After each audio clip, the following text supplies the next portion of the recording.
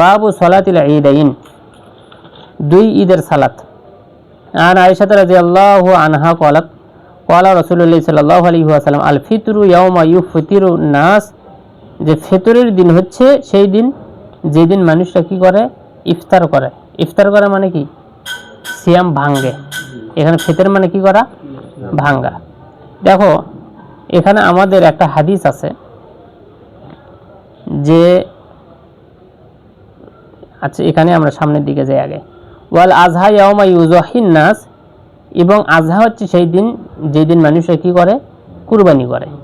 এটা একটা মানে সংজ্ঞা দিয়ে দিল যে ঈদুল ফিতর কোন দিন, যেই দিন মানুষ ইফতার করে। ইফতার করা মানে কি, সিয়াম থাকে না, সকালবেলা যাওয়ার আগে কিছু খেয়ে যায়, এটা হচ্ছে ফিতরের দিন। আর ঈদুল আজহা হচ্ছে কি, যেই দিনে মানুষ কুরবানি করে। ওয়ান আবি উমাইর ইবনে আনাস রাদিয়াল্লাহু আনহু আন মুহাম্মাদ লাহু মিনাস সাহাবা, সাহাবাদের ব্যাপক একটা সাহাবীর কাছে তিনি বর্ণনা করেছেন, আন্না রাকাবান জাউ, একটা তোমার আরোহী একদল লোক আসলো, ফাশাহিদু, তারা সাক্ষ্য দিল, আন্নাহুম রাউল হিলাল বিল আমস, তারা গতকাল কি দেখছে, চাঁদ দেখছে।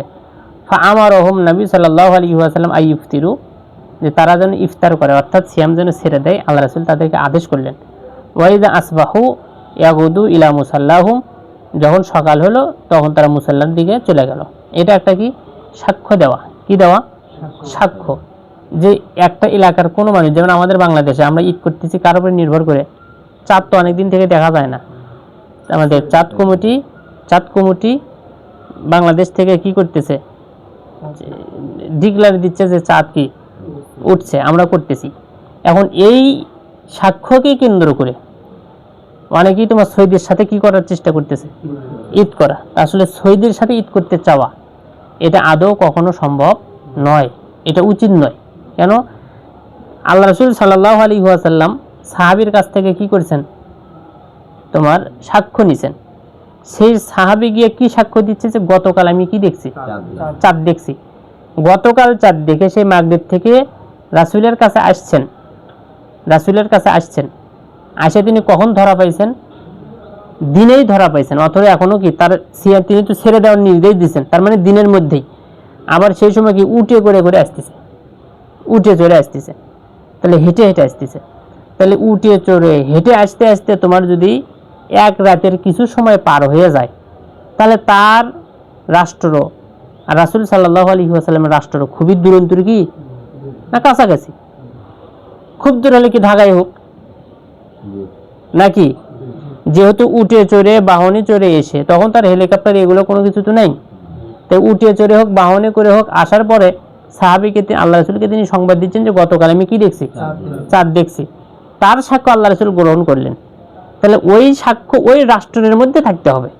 কিন্তু আমরা এই হাদিসটাকে প্রয়োগ করতেছি কি, সৌদি থেকে কি করছে, ঘোষণা দিয়েছে। আরে সৌদির ঘোষণা, সৌদির সাক্ষী তো কি আমরা নেব না। আবার অনেকেই বলতেছে যে কি হলো, মাত্র 3 ঘন্টার ডিফারেন্স, মাত্র 4 ঘন্টার ডিফারেন্স। আরে তুমি 3 ঘন্টা 4 ঘন্টার ডিফারেন্স তুমি কেন খুঁজতে যাচ্ছ? আল্লাহ তাআলা করেই দিছে এইভাবে, তুমি সেইভাবেই করো। সেটা কি হাদিস? তুমি চাঁদ দেখছো, সিয়াম ধরো, চাঁদ দেখছো, সিয়াম ছাড়ো। তোমার রাষ্ট্রে, তোমার দেশে চাঁদ দেখতে যদি কেউ না পায়, আরেকজন যদি সাক্ষী দেয়, তুমি তার কথা কি করে নাও, বিশ্বাস করে নাও। তুমি করতেছো কি, আরেক অঞ্চলের আরেক দেশের তুমি কি সাক্ষ্য তুমি গ্রহণ করতে চাচ্ছ। আরেক দেশের সাক্ষ্য তো চলবে না, এখানে বোঝো আগে। আল্লাহ রাসূলকে এসে যে ব্যক্তি সাক্ষ্য দিচ্ছে সেই ব্যক্তি কি বাংলাদেশ আর সৌদি এত পার্থক্যের মানুষ? ওই রাষ্ট্রের মানুষ। হ্যাঁ, আমাদের দেশের রাষ্ট্র, যেমন আমরা সিয়াম থাকতেছি, কিন্তু আমাদের রাষ্ট্র থেকে যখন বলতেছে কি চাঁদ উঠে গেছে, আল্লাহ জানে এরা চাঁদ দেখে কি দেখে না, নাকি সৌদি আরবে নকল করে বলে। এরা যেভাবে বলে বলুক, এরা সাক্ষ্য দিচ্ছে দেখে তো আমরা কি করতেছি, সিয়াম তো করতেছি, সিয়াম ধরতেছি, তাই না? এই জিনিসটা আমাদের বুঝতে হবে। তাহলে এখান থেকে দলিল নিয়ে আসা হলো যে কোনো দিনদার পরহেজগার ব্যক্তি যদি কি করে, সাক্ষ্য দেয় চাঁদ দেখার ব্যাপারে, তাহলে সেই ব্যক্তির সাক্ষ্যকে গ্রহণ করতে হবে। এই সাক্ষ্যর আগে হাদিসের মধ্যে আছে, ওই যে দলটা আসলো, তারা দেশে সাক্ষী দিচ্ছে, তারা আসলে মুসলমান কিনা এই ব্যাপারে আল্লাহ রাসূল তাদেরকে জিজ্ঞাসা করেছিলেন। মুসলমান হওয়ার, সাক্ষ্য দেওয়া, রাসূলকে নবী হিসেবে, রাসূল হিসেবে মেনে নেওয়া, তারা এটা মানে, তখন মুসলমান হিসেবে তাদের কথাকে কি করা হয়, বিশ্বাস করে নেওয়া হয়।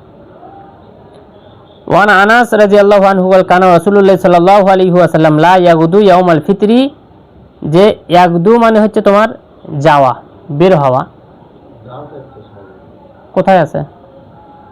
নো, লা ইয়াগুদু ইয়াউমাল ফিতরি, ঈদুল ফিতরের দিনে, ফিতরের দিনে তিনি বের হতেন না, হাত্তা ইয়াকুলা তামারাত, যতক্ষণ না তিনি কিছু খেজুর খেতেন। তামারাত, এখানে তামরাতান এক বছর নেই, তামারাত মানে কি কিছু খেজুর। তাহলে কিছু খেজুর হিসেবে আমরা বহু বচনে সর্বনিম্ন হলেও আমরা কি 3টে ধরতে পারি, বহু বচনে সর্বনিম্ন হলেও কয়টা? 3টা। তাহলে 3টা 5টা আমরা যেভাবে ইচ্ছা আমরা খেজুর কি খেতে পারি। একটা খেলেই যে একেবারেই অনেক কিছু হবে তা নয়, তবে আমাদের খেজুর খাওয়ার ব্যাপারে তোমার কি বেজোরভাবে খাওয়াটা বেশি উত্তম। কেননা এখানে হাদিসের মধ্যে আছে আহমদের মধ্যে ওয়ায়াকুলুহুন্না আফরাদান, এইগুলোকে তিনি আফরাদ, মুফরাদ মানে একক, এখানে একক বলতেই সেটা কি বেজোর, একক মানে সেটা কি বেজোর। তিনি বেজোরগুলোকে বেজোর করে খেজুর খেতেন, একটু একটু করে খেতেন। ওয়ান ইবনে বুরাইদা রাদিয়াল্লাহু আনহু আন আবিহি ক্বালা কানা নবী সাল্লাল্লাহু আলাইহি ওয়াসাল্লাম লা ইয়াখরুজু ইয়াউমাল ফিতরি হাত্তা ইয়াতআমা, যতক্ষণ না তিনি খেতেন ততক্ষণ তিনি বের হতেন না। এই ইয়াতআম শব্দ দিয়ে কিন্তু আমাদের এখানে আবার কি করে দেওয়া আছে, আম করে দেওয়া আছে। ওই যে এই তোমার ফিতরার যাকাত, ফিতরার যাকাত যেমন খেজুর, গম, তারপরে তোমার কিশমিশ, এই সব কিছু খাদ্যের কিছু কিছু খাদ্যের কথা কি বিবরণ দেওয়া আছে। এরপরে তোমার এই সব কিছুর উপরে গিয়ে একটা কথা বলা আছে তোআম শব্দ।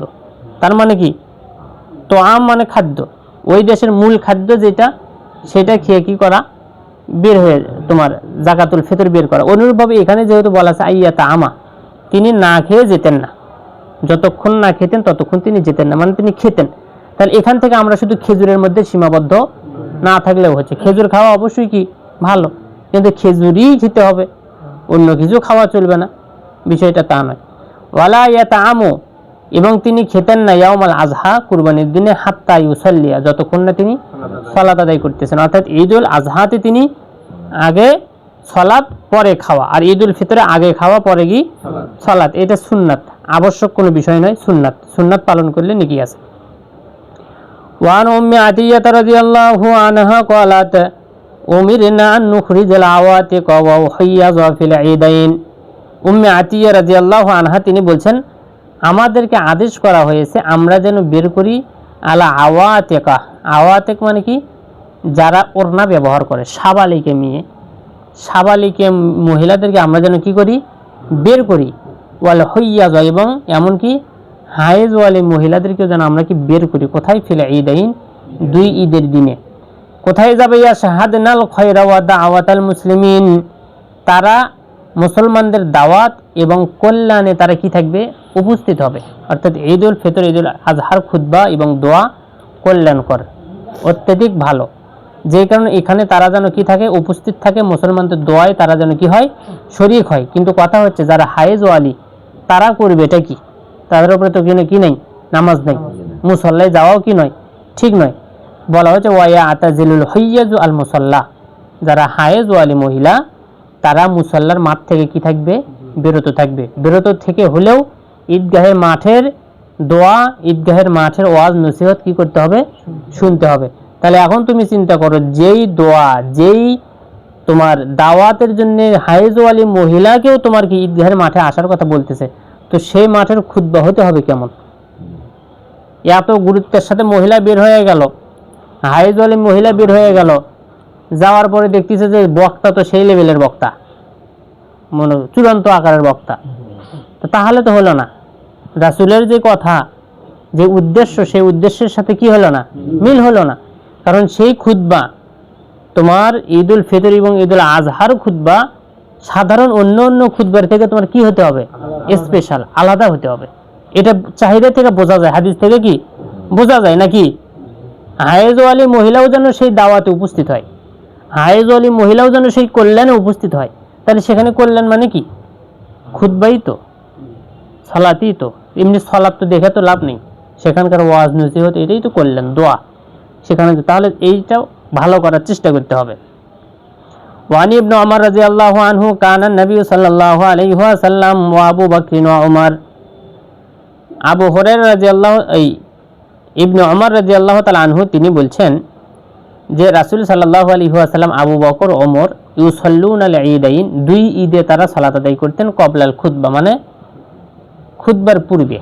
আগে হতো কি সালাত, তারপরে কি খুতবা।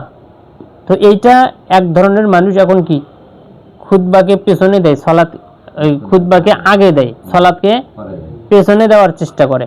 তো সেই সময়ে সাহাবী যারা, এই কোন একজন সাহাবী তিনি সালাতকে তিনি পেছনে দিয়ে খুতবাকে সামনে নিয়ে এসেছিলেন। তো আরেক সাহাবী বলেছিলেন যে তুমি এটা কেন করো, এটা তো ঠিক না। তখন সেই সাহাবী বলতেছে যে মানুষরা তো খুতবা তো কি করতে চায় না, শুনতে চায় না, যে কারণে আমি খুতবা আগে নিয়ে এসেছি যাতে খুতবাগুলো মানুষ কি শোনে। তখন সেই সাহাবী বলতে তুমি আল্লাহ রাসূলের কি বিরোধিতা করতেছো, কারণ আল্লাহ রাসূল আগে কি করেছেন সালাত, পরে কি খুতবা, সুতরাং তুমি ওইটাই করো, আগে সালাত তারপরে খুতবা। ওয়ান ইবনে আব্বাস রাদিয়াল্লাহু আনহু আন্না নবী সাল্লাল্লাহু আলাইহি ওয়াসাল্লাম সাল্লা ইয়াউমাল ঈদ রাকাতাইন, ঈদের দিনে তিনি 2 রাকাত সালাত আদায় করলাম, ইউসাল্লি ক্বাবলাহা ওয়ালা বাদাহা, এর আগে এবং পিছনে তিনি আর কোনো সালাত আদায় করেননি।